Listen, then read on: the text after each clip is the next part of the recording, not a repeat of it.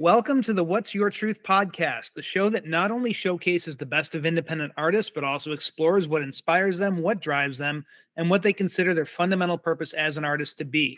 Today on the show, we have a true legend of the music industry, Mr. Ivan de Prume, a drummer since the tender age of 12, despite his hard-hitting reputation and penchant for onstage pyrotechnics. Per Ivan, his deepest influences come from the realm of classical music via his grandfather, renowned violinist Franz Jehin Prume. He joined his first band at age 16 with his good friend Sean Iseult, which I'm pretty sure I said that correctly. I actually looked up how to pronounce her name. But it was a band called Life. Well, as the story goes, the band broke up. But the good news was that Sean soon came knocking again, this time looking for a drummer for the band that would become White Zombie, one of the pioneers of groove metal. Aside from touring extensively with the band, Ivan recorded 3 EPs and 3 full-length albums with White Zombie, including the groundbreaking multi-platinum, Grammy-nominated Los Exorcisto, which, among other metal classics, introduced the world to the White Zombie classic Thunder Kiss 65. Not bad for a kid from Brooklyn, and this was only the beginning of his insanely cool career in the industry. After White Zombie, Ivan went to the world-famous Musicians Institute, completing their drum and percussion program and further expanding his musical horizons. After graduation, he opened Burning Sound Studios, his music production company. Via this company, Ivan has produced, recorded, and collaborated with no less than the likes of KMFDM, Jack Off Jill, members of Madonna's band, and heavy metal pillars Megadeth. Now, by no means has Ivan remained on the down low as a musician since White Zombie. Always with a project in his back pocket, Ivan has had several writing, recording, and performing projects over the past few decades, culminating in his most recent project, Boundless Joy. As Ivan puts it, this group combines classic metal, hard rock, and funk to create a sound that is driving, heavy, and rhythmic. And I've listened to the music, and it absolutely does do that. Now, as cool as all of that is, I've had the good fortune to get to know Ivan a bit over the years, and the thing I personally love most about him is how cool, fun, and genuinely sweet of a being he is. Literally one of the nicest guys I've ever met, and always there as a friend when needed. We met through the Minerick Guitars booth at NAMM a few years ago. It's been a pleasure getting to know you more and more over the years, and it's an honor to have you on the show today. Ladies and gentlemen, Ivan de Prume. Dude, bro. Thank you for that crazy, awesome introduction. Man, you just did it so well, man. I'm a little flattered. It was very nice to hang out and get to know you too, man. You're an awesome guy, and hanging out at NAMM every year is always totally awesome. I'm sorry I'm not going to be able to make it this year because my band we're playing a show with American Overdose on Friday, and I was going to fly in on Saturday just to catch you guys before it all closes out. It's such a short term this year. Usually goes on until Sunday night. Mm-hmm. But I just can't make it happen to come out. It's always fun. But yeah, it's good to see you, man. Yeah, man, good to see you too. It's been too long. So shall we roll into it? Yes, let's do it. Marvelous. So my first question for you is, how did you decide that you wanted to become a musician? Oh man, I just always loved music. Music always fascinated me. Just the melodies and rhythms and something. It just takes me away. You know what I mean? Like you hear a melody and I'm just drawn to it, and I just feel like I'm traveling or being just I guess taken away is the best way to put it, because it's like, it's a form of entertainment. It's candy for the ears if it's good music. Sometimes it can be a little disturbing or noise. But there's just so many different things we could do with sound. Sound fascinates me. The vibrations, it's powerful. We can do so much with vibrations. And then we can really spend a lot of time talking about that. But for me, drumming is where I found my greatest joy with music. But I play other instruments, but drumming is just from an early age. I just watched the drummer up there on stage, and I'm like, whoa! Just the thundering powerhouse of just hitting those toms, and yeah. Right on. And what was the first experience you remember having with music? With music itself? Well, my father actually would was really into musical cultures from around the world. He spoke and fluently 7 different languages: Spanish, French, Italian, Russian, English. Did I say French too? And Chinese. Wow. Just crazy. And he always brought music from around the world into the house. He would play it on the old vinyl turntable, and I would listen to the music, and I would just, like, wow, this is kind of cool. From the polka German music to the Beatles to, you name it. A classical. He always played classical music, and so I would get drawn into the different sounds, and so that's the first experience I've had. And then I had the Fisher Price turntable with the different color discs. Oh I yeah. remember, I remember putting one of those on, and I'm like, "Ooh, this is cool!" Hearing the melody, Yeah.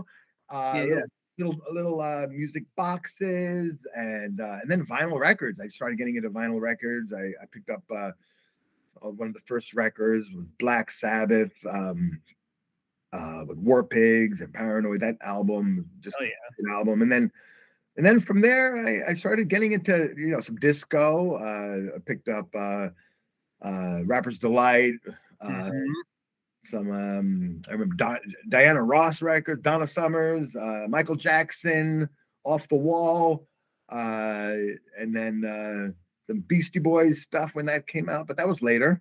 Yeah. But in the earlier days, Motley Crue, Shout Out the Devil, that record. Oh I yeah. saw, I saw that sitting in the window. I'm like, what? These guys look insane. And then Iron Maiden, of course. I remember getting into Number of the Beast. I had some friends around the block that, growing up in the Brooklyn days. These guys took me to Judas Priest concert. Actually, I saw Iron Maiden later, but it was Judas Priest Defenders of Faith tour, and yeah, they destroyed that stadium, freaking pulling all the cushions out, throwing fireworks, and Mhm. that was insane, really crazy. But just the tones and the music and the guitars, just great, great. He came out with the motorcycle, and Mhm. that was when I became a metalhead. I was like, that's it.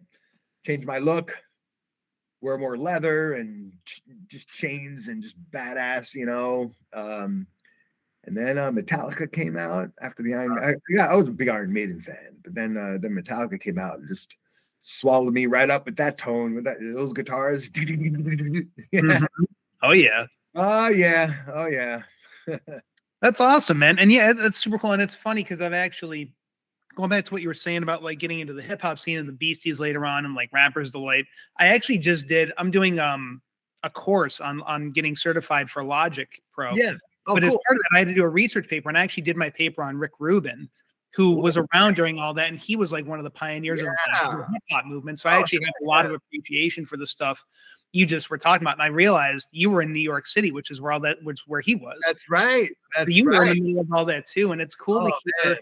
live from somebody who was there that actually how profound of an impact that had. Even though you ultimately ended up in the metal world, that's still, and I can hear it in your playing too, man. Your pocket, your groove is fucking awesome, man. Oh, thank you, man. Thank you. Yeah, I was just blown away when it was like, wait a minute, Rick Rubin and Slayer coming Yeah, from Run DMC, and did he do Beastie Boys too? I don't know. he did. He did. Yeah, he did. Yeah. License to Ill was him. Yeah, Oh shit, yeah. he I mean, was like the one that broke them. yeah, that kind of sums it all up for me, because that's my, that was a huge influence on me, between the beats and the metal guitar. That's, to me, that was what it's all about. And then 100%. Public Enemy came out, with NWA, and that helped White Zombie, because Rob Zombie got really into that whole vibe. And it's utilizing the technique of the rapping with his voice, and then at the same time, uh, with the flavor of the that scary element, the scary element of like NWA was like scary rap. They had the violence and the creepy stuff. Because we were like a horror band, right? So Yeah, we wanted that. We were all about the scared element, and and he also wanted to he was bringing up editing the music video, the Thunder Kiss, to have the flashy kind of rap, vibe, which then he became a director with that. Right. Which is true, and I never occurred to me, but that's true. NWA and bands and groups like that, there's like a certain level of aggression that goes along with them. That Right. it's intense. Right. Yeah. Everything else. Yeah. Yeah, we love it. We're all about it. We're all about it. That back in those days, it was all about making a difference with and it was almost like a cross between entertainment and culture, and just to have an impact, to just turn heads, more like the shock element. Yes. Which is not necessarily always a good thing, because people, like, especially nowadays, like, there's just so much shock elements in the world, with constant school shootings and violence out there, and protesters and vandalisms, and the weather and the climate changes, and it's like every day there's always something else. So now it's like the tornadoes, and it's like, so that's, I think that's part of the reason why I wanted to switch over to have a band name that was not so horror and scary, and like Boundless Joy is the new band I got going, and that band name is the complete opposite, focusing on our higher life condition, instead of being in the lower of like anger and hate and animality. Boundless Joy is more of the greatest life condition, where you're just happy, and things are just, we're feeling so great to be alive. I mean, think about the most joy you experience in your life. Well, you take that, and that's boundless joy. I don't know. No, I love that, man. I think that's so awesome. And yeah, that is definitely opposite end of the spectrum of a band name like White Zombie, for example. But I love the viewpoint. And it's true. Like, you get to a point in your life where you just kind of have to look, and it's like there's all this crap that can shock you if you let it, but there's so much to take stock of and appreciate. And there really is a boundless, flow of joy running through your life if you perceive it, and if you're open to it. Right. And that's the thing. And I think the world right now is just so much suffering and pain. I just, between all of the stuff that's been going on the last couple of decades, I think it all like really started with 9/11. I remember with the 2001, and then from there on, it's like a big dark cloud was like over the world. And I know a lot of it has been going on. It's just a lot of things are exposed now, and we're reacting to it, like all of the police brutality, and the treatment of Black people, and like all of that's been going on for a while. We're just exposing it now, and then people are reacting, and then so we're seeing a lot more with the police cameras. And I don't know why I'm going there right now, but I think we, with everything that's going on, like, we can react to that, or we can, like we can't. I mean, we can make a difference and change it, but like, we have to also spend our lives, I think, having some joy. Find the good things, to be positive, to try to turn things around, so that we're healthy. I think the people are suffering the most, that is really difficult for me to witness, is the teenagers. A lot of the teenagers are going through a lot of more depression, and because of our world. I mean, look at the world we brought them into, and so the older people, we have to. I think it would be, if we could just lead it by example, and show them that we could have a good life out here. Sorry, I'm just going all over the place. But it's okay. And I like what you're saying, and I get it. I mean, basically, it's like you obviously can't ignore what's happening, but you have to create a better future while dealing with what's happening. And that Yeah, seems kind exactly. of what you're doing, which is, it's beautiful. I mean, that's what an artist is there to do, is create a brighter future, in my mind, Right, right. And whatever causes we can make. Yeah. And as a musician, I can make a cause through my music, and having the band name rather than having a band name that someone reads it and they're like, oh God, it's suffering, horrible. They look at that and it's like, oh, it's Boundless Joy. And it's kind of funny because I've got some comments that some people were like, man, you couldn't think of a more of a gay band name if you even tried. Like, it's like, yeah, it's because people when they look at something that's going to make them happy, they get uncomfortable. I think it's like not tough. It's not like like the band Slayer, like violence and like I Yeah. was a big fan of Slayer, but this is a point in my career where yeah, I'm looking at trying something on the complete other end of the spectrum to for the cause, and it's available. All the other Yeah. band all the other band names are taken. Well, there's that too. Fair point. All the horror, all the scary names are taken. So Yeah, I was gonna say, it's way easier to find a happy band name. Yeah. So, Ivan, what's the weirdest thing that's ever inspired you? The weirdest thing that ever inspired me is probably Burning Man. Okay. Going to Burning Man opened me up. It made me realize the limitless possibilities of the things we could do on this planet. Because of the freedom of expression through art on the playa at Burning Man. Burning Man is totally like now it's like $1,000 a ticket. But I went back in the beginning of the millennium. 2001 was my first year. I came back and boom, World Trade Center came down. But that was and what inspired me so much was how oh my God, I talk about the name Boundless Joy. Everybody is there. The fact that they're to have that freedom to just be themselves and express, everybody was so happy, and there was so much fire in their souls to just the life, their life soul was just, all of the souls were just sparkling and just so exciting. Because what they do at Burning Man is you have a blank slate of a playa, and they come in and they create a city for that 1 week. Yeah. And so I was told to bring all my drums, or bring whatever you want that you love, right? I thought it was going to be just a concert or something, and I was like, okay, where do I get who's playing or something, but it was just you got to check it out. But that was like all the fire spinners, the tribal drummers, and that was the weirdest thing. I think that inspired me to answer your question.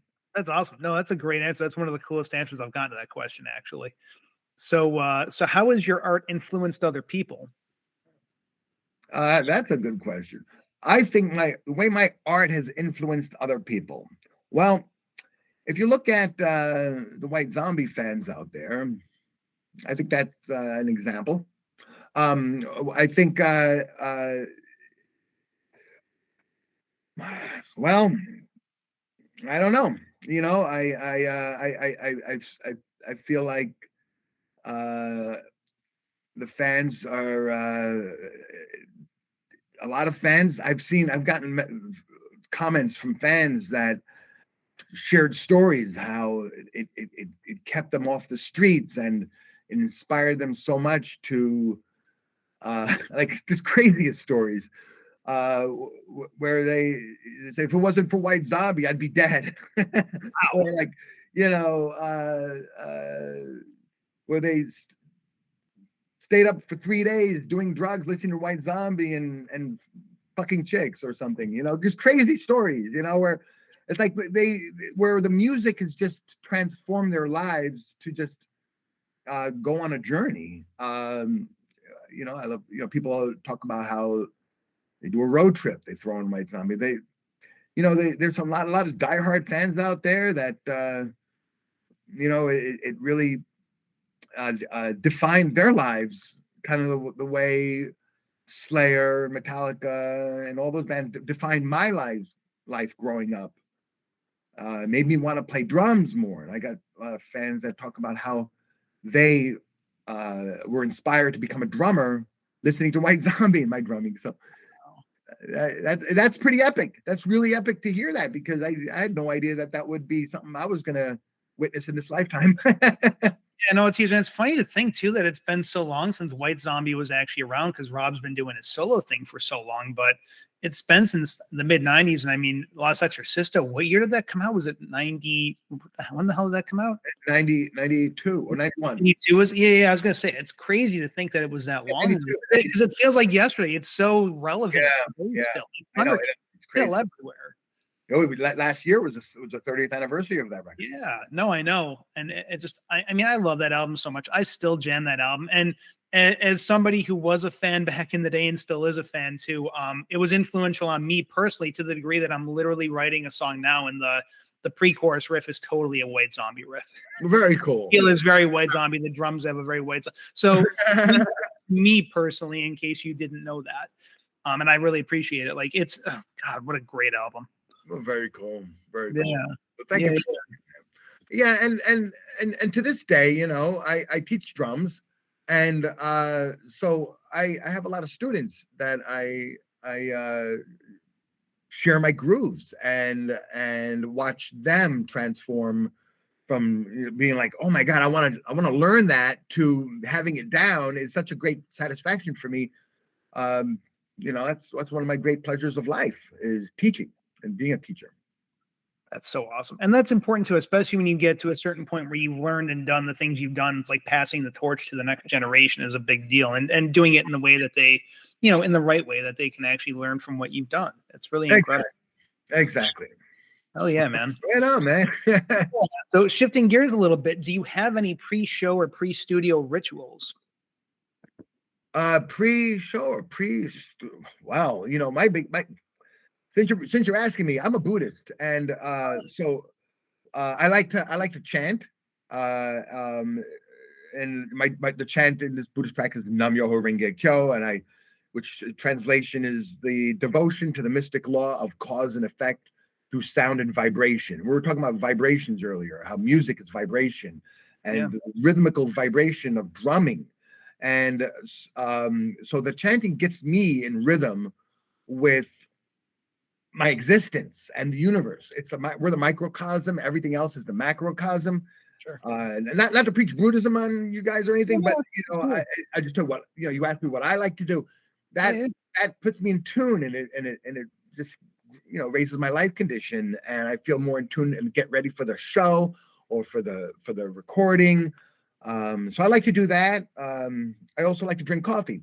And I, if it's right before a show, I don't like to drink coffee. It makes me too antsy. But in the morning, that's like the regular daily ritual. But yeah, and stretching. I like to stretch before a show.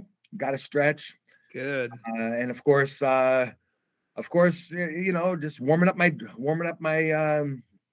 my body through just going through on the drum pad, some rudiments, and yeah, that's important. That's cool, man. That's cool. And I love that you have a spiritual aspect to that. I mean, that's kind of been a common thread, and I've had people on this show that have even been like, people that have been like, I'm Christian, and that's a big part of what I do. And that's cool. I think it's important for people to have a spirituality, whatever that is, and whatever makes sense to them. I think that's cool that you incorporate that into what you do, man. Yeah. And I think it's important also because we don't know what all of, like, there's infinite possibilities of realms out there. The universe is forever. Sure. Within us is forever. Time is forever. So how can we explain everything that is? And so if when things go bad in our lives or bad in our environment, how do we handle huge disappointments? How do we handle, and that's where tools and certain tools out there that can help us face that, and just and that's where we either religion or And Buddhism is more like not like a practice for me. It's like practicing drumming or my rudiments. Practicing Buddhism for me is like practicing the rudiments of drumming, where we're just getting the universe and our lives in tune. You got to tune up your vehicle. You got to tune up your life. It's like polishing. They call it polishing the mirror. So you polish the mirror, you really see your true identity, so you can see who it is you are. And once you know who we are, then we can know what our mission. Then we see. Okay, if I see me, I know where I need to go. But if I can't see and I can't see my life because I'm blurred and not, so it's so important to be present with our life, showing up for this lifetime, because our life, we're only here for X amount of days on this planet, and might as well live the most, and help this environment, help the planet if we can. Yeah, no, that's huge. I think, and it's a big viewpoint that I think a lot of people. I think it's great that you're saying that and hearing that coming from you. I think any one of the points of this show is to influence people positively to do more as an artist and as a human being in general too. So I think it's really great that you said that. It's a really beautiful viewpoint. Yeah. So what risks, if any, have you personally taken for the sake of your music? Risks. Maybe sharing that I'm a Buddhist. No. Well, the good thing about Buddhism, you can't OD on it. Like some people, say, when I just need to do one more line and then I'll see the true reality of their existence, or heroin, it's a safe way to kick ass, I think, in life. Risks, as far as risks go, I think it was I think the biggest risk was when I souped up I had a van that we toured with White Zombie and back in the early days, and I souped up the engine. Basically, I turned it into a hot rod. Oh, it was only a 6-cylinder engine, but I still put in, it was a 300. I put a 4-valve carburetor, Isky camshaft. So the lift and duration was that thing was so powerful. And we decided to move from New York to LA, and we piled in that van. And I wanted to see how fast this vehicle could really go. Oh, and I pushed it on a straight shot in the middle of nowhere. I felt it was safe because there's nothing around, and I floored it, and this thing went, it was just pegged as far as it can go. I don't know, like I think the max was like 120 or something, but it just pegged it. And I just suddenly realized I could probably kill us all. I better slow down. And so I just brought it back down. But that was probably the biggest risk. Since you asked me, it's a funny story right there. But that it flew like it was, the engine was just like pretty much sitting where it should be at that speed, because when you slow down, it's like yeah. So then when you're hitting like 80 miles an hour, it's like the normal, because that lift and duration of the camshaft, you need to go faster to sit in the smooth. I don't know. That was the only one and only hot rod I built. It was some guy who lived in my house. I'm like, we're having trouble going up the hill. He's like, you want some more power? I'll show you how to get more power in that vehicle. So he pulled out this race car freaking, so you can buy this part. You just order the parts, they'll come in. I remember it was what's called some speed shop. You get your race car parts. Sure. Drive on Coney Island Avenue in Brooklyn, and drive out there. I brought all the parts home. And like, okay, I got it. Let's build it. And right outside on President Street in Brooklyn, New York, just rebuild my freaking van. It was crazy, and he wouldn't come out to help. He's like, "Bring me donuts, bring me coffee." I'm like, "Fuck! It's 12 o'clock in the afternoon. We gotta like go on tour." And the other guys in the band would go out to the big parties. This was like we're getting signed to Geffen Records, and I'm missing out on all that shit because I'm building the freaking van. That's dedication, man. I know. I was like, fuck, I'm scraping off the gasket next to my bed. The gasket on the head of the engine block, the fucking engine block sitting next to my bed, because I gotta scrape that thing off And he said, you got to get all the old gas is completely clean. You got to do more of it. You got to keep scraping it. I'm like, all right, man. Fucking, that was nuts. That's awesome. Yeah. Man. So what's one thing about you that would shock everyone to know? One thing about me, well, I shared I don't think people really knew that I'm a Buddhist, but okay. that was, you know,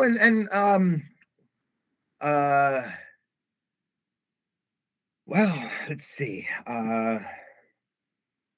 One thing about me that'd be really shocking for everyone to know.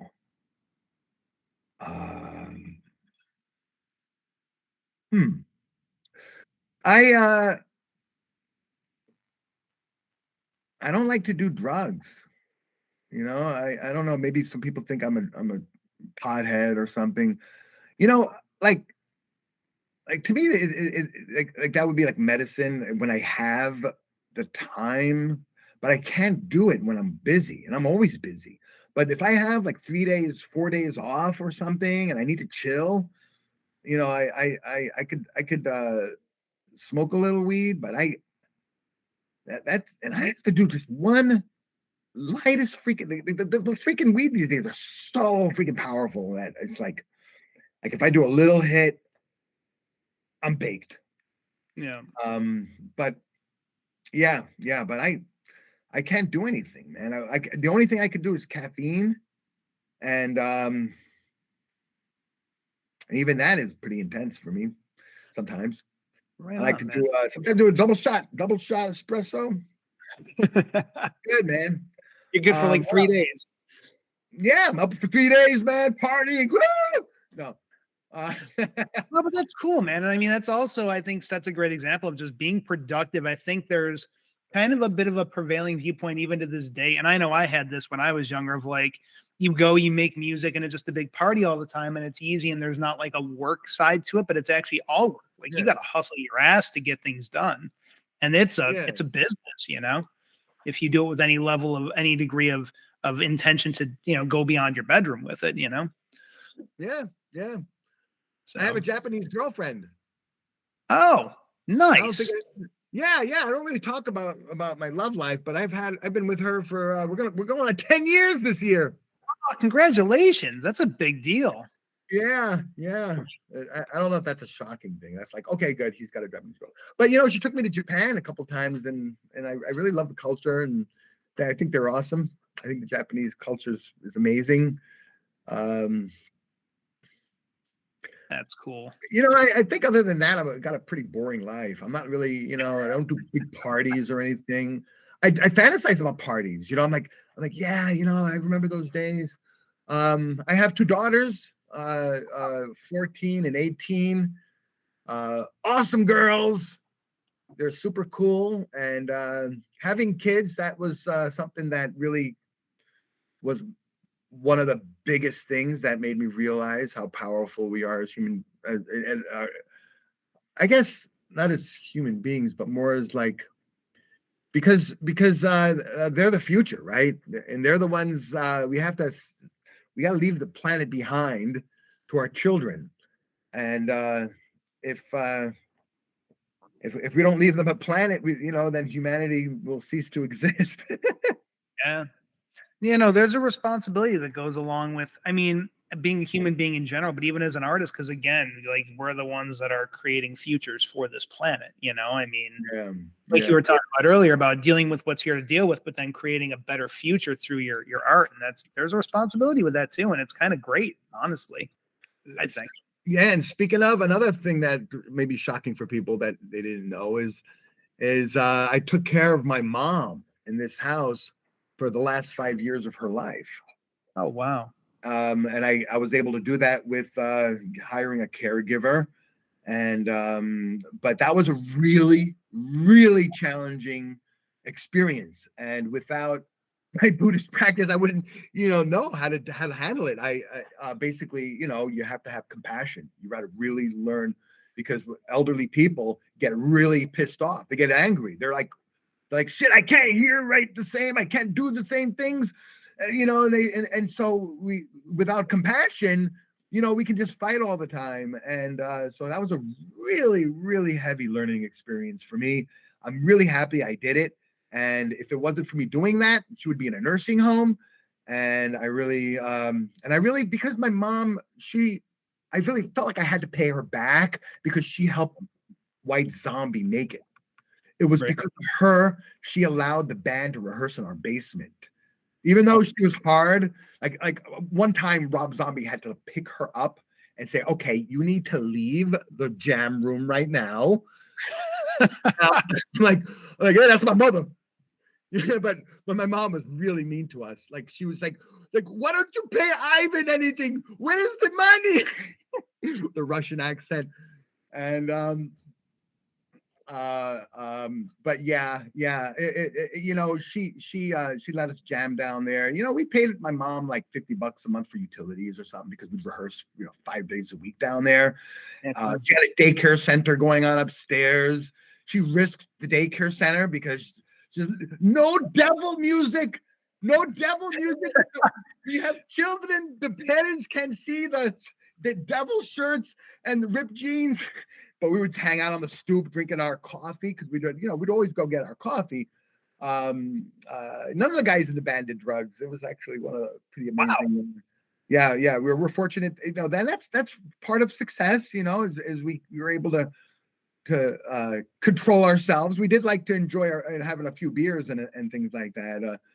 But anyway, I'm talking a lot here, and you asked me what people don't know, and it's coming to me now. No, and that's cool. And hey, it's your interview. I appreciate that. Right. So shifting gears again a little bit, what's the one thing or the one tool you absolutely cannot live without as an artist, and why?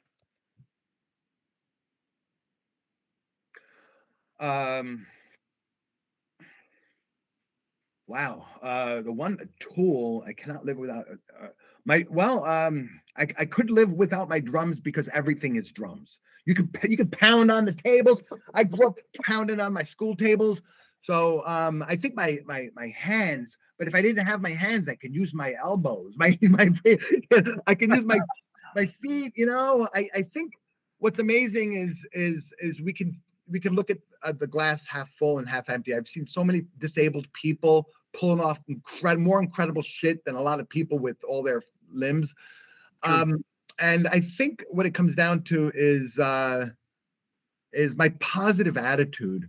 I had a positive attitude even before I was introduced to Buddhism, but having that positive attitude allows us to look at every problem as an opportunity.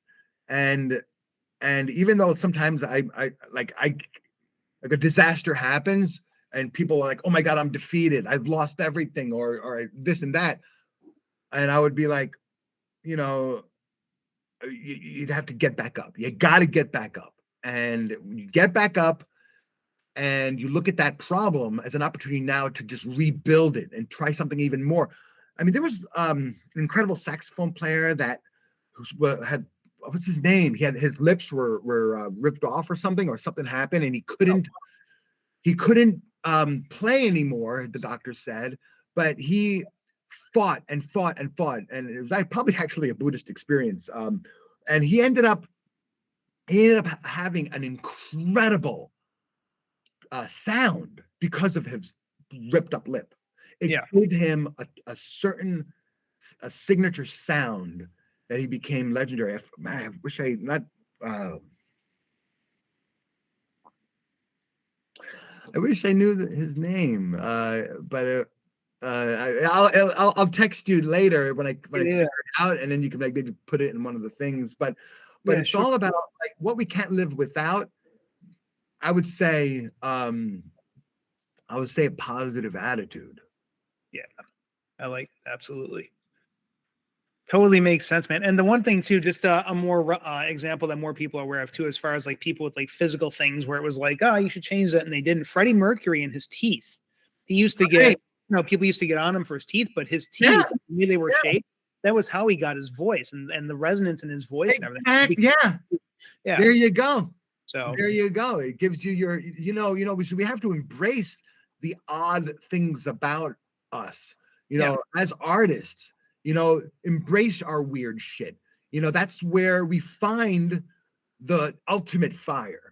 And I was actually thinking about how like we can go one way or we can go another. And some people, they have that weird thing about them, and they use it to do evil. They go to the dark side, and we have to be careful as human beings, because some of our, like that rage and anger, a lot of angry motherfuckers out there would turn to violence, right? But we can say, okay, instead of violence, I can do a crazy, heavy hardcore punk band and be the most badass freaking thing. Like I remember watching the Cro-Mags, freaking Harley Flanagan would just rip it up on stage and do crazy ass shit.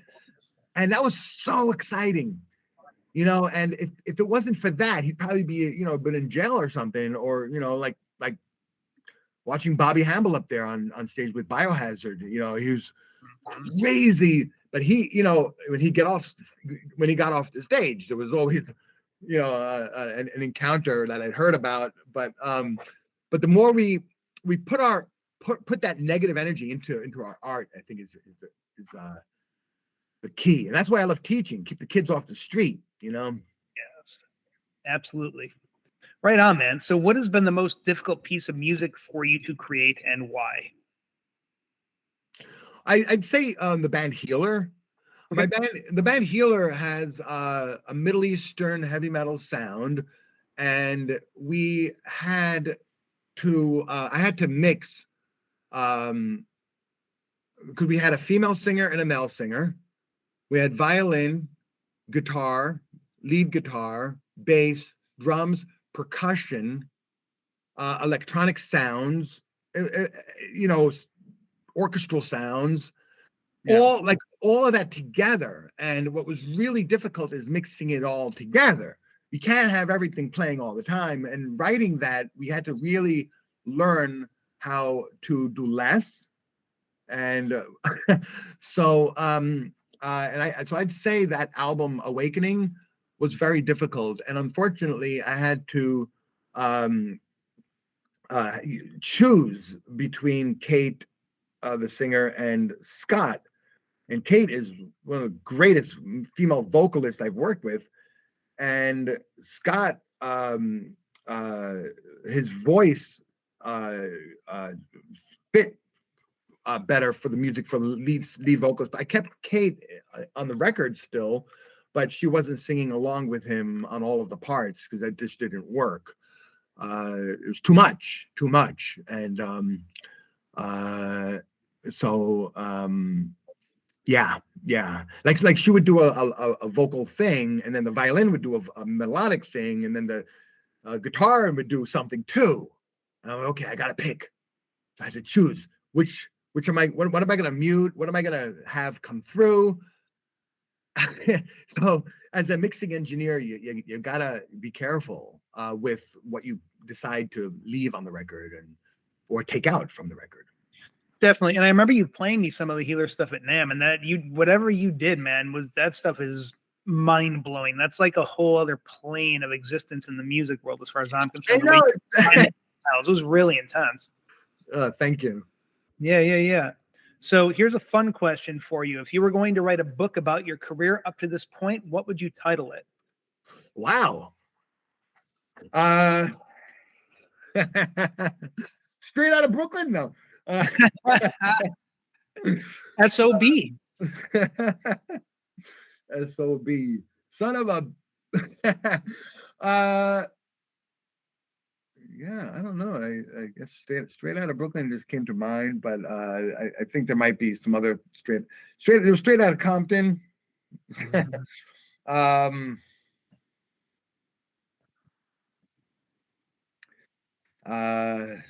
Straight out of the basement.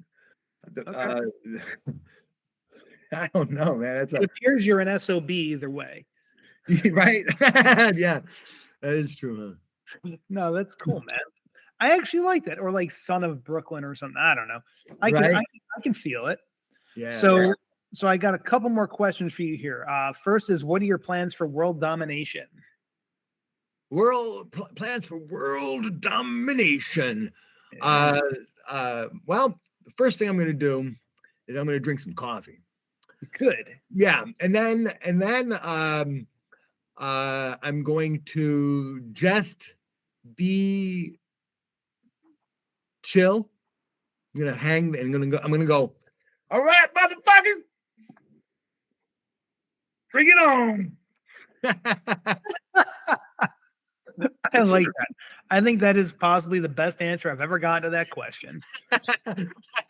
All right, man. And then I have one last question for you, and just revisiting my introduction from the beginning of the show. So this show, it's not only to showcase the best of independent artists, it's to explore what inspires them, what drives them, and what they consider their fundamental purpose as an artist to be. So Ivan, what's your truth? My truth is, don't lie to yourself. Don't be afraid to be who you are. Being, there's the ultimate thing is each one of us has we're all unique in a way of, there's no two of us, right? We're what we have in our path is unique from everything else that's out there. So we have to really listen and find out what that is. And we gotta remove all of the things that's blocking us from believing that we are the shit. So the most important thing is really being brave. Really being brave. Like I think my band was really brave to release the name, because Boundless Joy is not a metal band name. Like people are like, what the fuck?